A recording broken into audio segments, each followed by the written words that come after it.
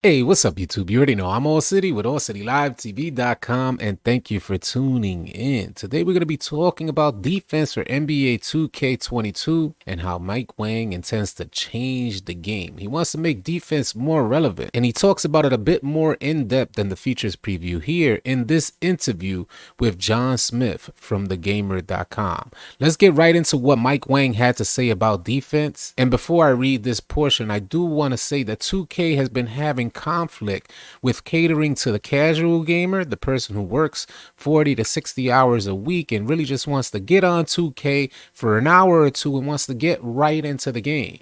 And their answer for that was to incorporate instant matchmaking so that those casual gamers could get right into the gameplay. And he also acknowledges the veterans of the game. And if you're out there, you're a player that invests a lot of your time into 2K and trying to get better at 2K, then this year should be the year for you, according to Mike Wang. Let's get into what he said about defense. While the focus of the preview, and he's referring to the features preview that they released, was on systems and modes around the game rather than on court play, there are a few new details about gameplay.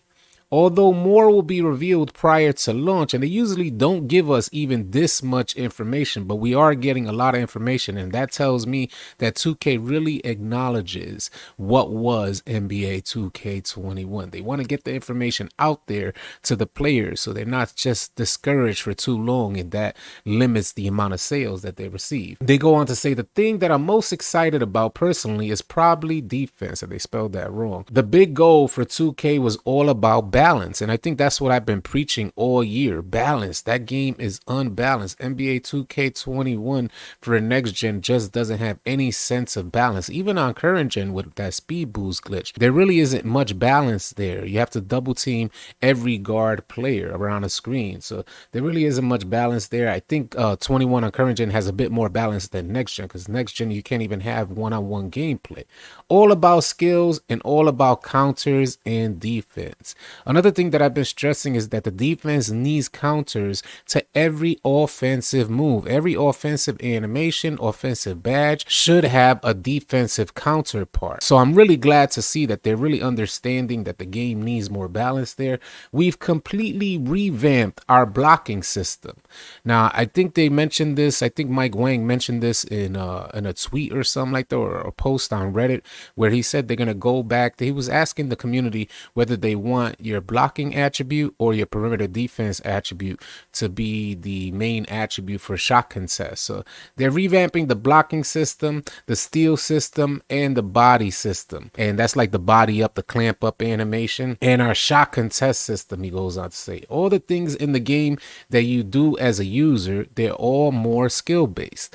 Now, don't get your hopes too high, because this is constant for 2K. Prior to every release, they address these sort of issues, and they make note that it's just a whole new system. Remember, they said 2K21 was built from the ground up. Do you guys believe NBA 2K21 for next gen was built from the ground up? It's hard to believe. It's hard to take that stuff in. So with that same mindset, understand how they got to sell the game. They got to give out just enough information to create sales. So they will tell you a lot of what you want to hear. And we just got to take this with a grain of salt until we get that gameplay.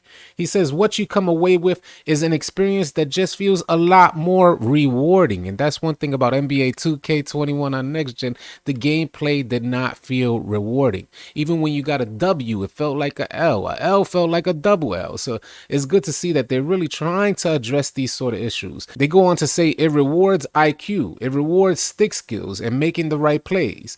We want to really empower the defense to change the game this year. I tell you, if defense is not relevant in NBA 2K22, 2K is going to suffer, and they also going to hear from us here at AllCityLiveTV.com, because I'm not going to let up with this particular statement. We want to really empower the defense to change the game this year. Defense was irrelevant in NBA 2K21. Any step forward from NBA 2K21 will be a benefit to both the gamer and 2K. So I hope that they make things right light with NBA 2K22. They go on to say, but as always, offense is huge for us, and it is. 2K has always been primarily an offensive-oriented game, but the defense has never been as irrelevant as it is in NBA 2K21 or this last release of 2K. They go on to say there's a lot to talk about with some new skills we've been adding to the game, and I hope they elaborate some more with the new skills that they've been adding to the game. Things that in the past may have been more animation based or even dice roll based. It really irks me that they acknowledge that certain aspects of the game are heavily animation based or even dice roll based.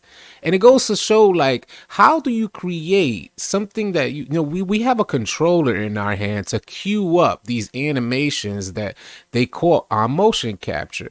Why is it that there's any aspect of the game that's going to be a dice roll? Why are multiple animations set to a cue on our controllers? That doesn't make sense. One particular animation should be set to the cue on your controller. It just seems like a bit of laziness on the developer's part not to separate these animations and put multiple animations in one cue on our controller, which is what makes things dice roll based. And I don't like that idea, and I hope they get rid of that idea. They go on to say those things have all moved into more skill-based elements. This is always 2K's selling point from year to year.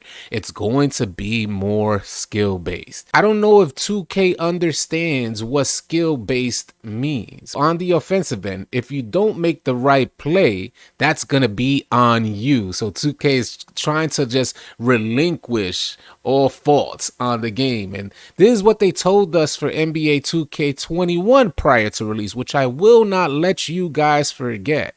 They acknowledged in the courtside report prior to the release of NBA 2K21, as humble as 2K seems in this article, they did the same thing prior to the release of NBA 2K21. They understand that the game had a lot of animations and it was heavily animation based, and there were canned animations where 2K took control of your player. This is directly in the courtside report prior to the release of NBA 2K21. And they went on to say that they want to give control back to the player. And that was what NBA 2K21 was supposed to be. But what we received was the most heavily animation-based game in 2K's history. I've never seen so many canned animations where people are driving on one side of the court to the basket and you can be totally on the opposite end and 2K will drag you into a canned animation. Whether it was a dribble animation or a contact dunk animation, almost every animation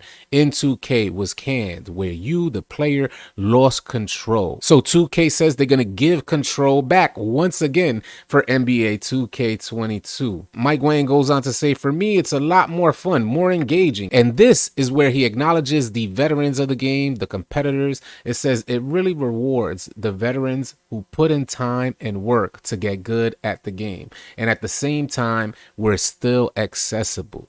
So always 2K is in marketing mode. They understand that they got to cater to the casual gamer, and this is the conflict that they have. They understand that they got to cater to the casual gamer, but also keep the veterans of the game happy, because the veterans of the game are going to be the players that actually evolve the gameplay and share that gameplay with the masses. The veterans are out there really investing their time trying to get better in 2K. One thing I noticed about NBA 2K21 is that no matter how much time you invested in NBA 2K21, you're going to plateau. There's no you're not going to continually get better along the way. You're just going to plateau and you're just at the mercy of 2K. Hopefully they remove that aspect of the game and they're going to give players control in NBA 2K22. Hopefully that's the case. I'm optimistic that NBA 2K22 is going to be a good experience bringing basketball back to game. If you guys found this video helpful and or informative, please consider dropping a like on the video and also consider subscribing. If you guys are looking for players to run with,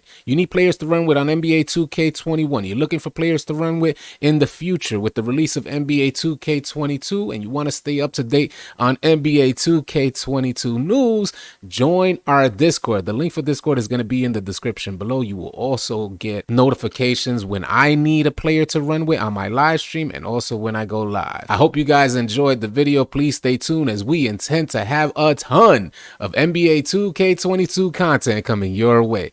I'll catch you guys on the next video. Easy, y'all.